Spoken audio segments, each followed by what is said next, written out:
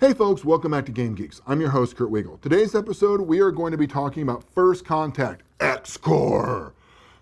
If you're thinking this sounds similar to an XCOM role-playing game, you're not too far off. There's a lot of similarities between the two. I think it's a loving homage more than it is a blatant ripoff, though. This is a game, it's interesting because it's one of the few in the genre that I've ever seen where you are dealing with an alien invasion. You don't see those very often. You see planar incursions, you see monster uprisings, but you don't see aliens coming to Earth for some purpose anymore. Maybe they're bored with this too, or they hate our election cycles. So, with First Contact, what you get is you're on the ground level of an alien invasion.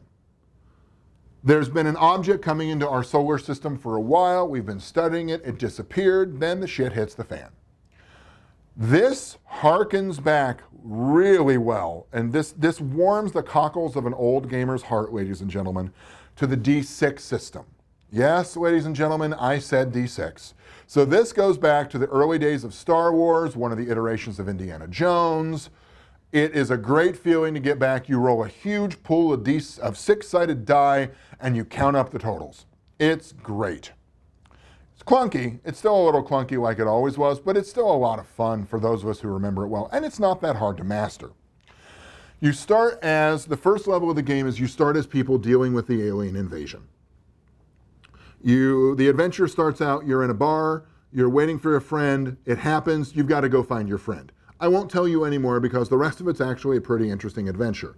By the end of it, if you survive, it has an optional ending when you can be recruited into the multinational military organization that is going to be dealing with these aliens once they set up a better shop on our planet.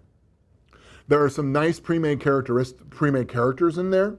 One of the things I particularly liked about this book is an extremely in-depth description of the aliens, what they do, and why they're doing it.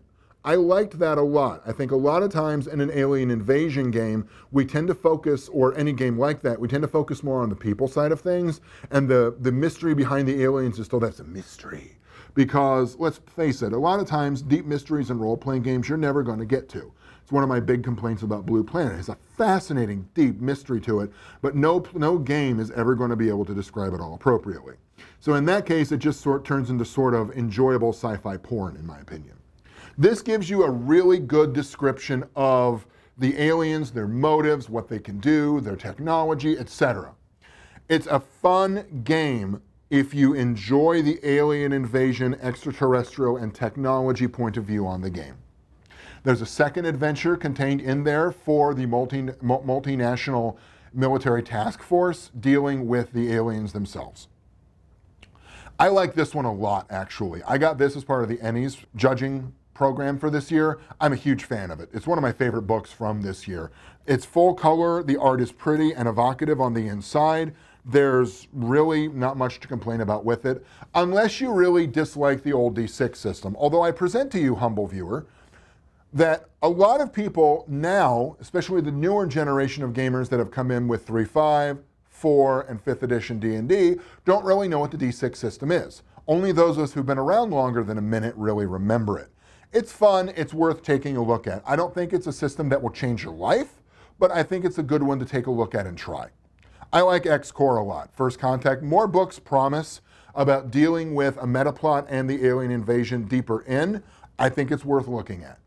Personally, if I were to run a game in this, I would probably run it less military, more Torchwoody, just because my bend tends to lend that way, which gives an interesting ideas for campaigns in and of itself. For those of you who don't know what Torchwood is, it's a spin-off of Doctor Who. I highly recommend you go and watch it because there can never be enough Captain Jack Harkness in your life. For Game Geeks, I'm your host, Kurt Wiegel. Good day and good gaming.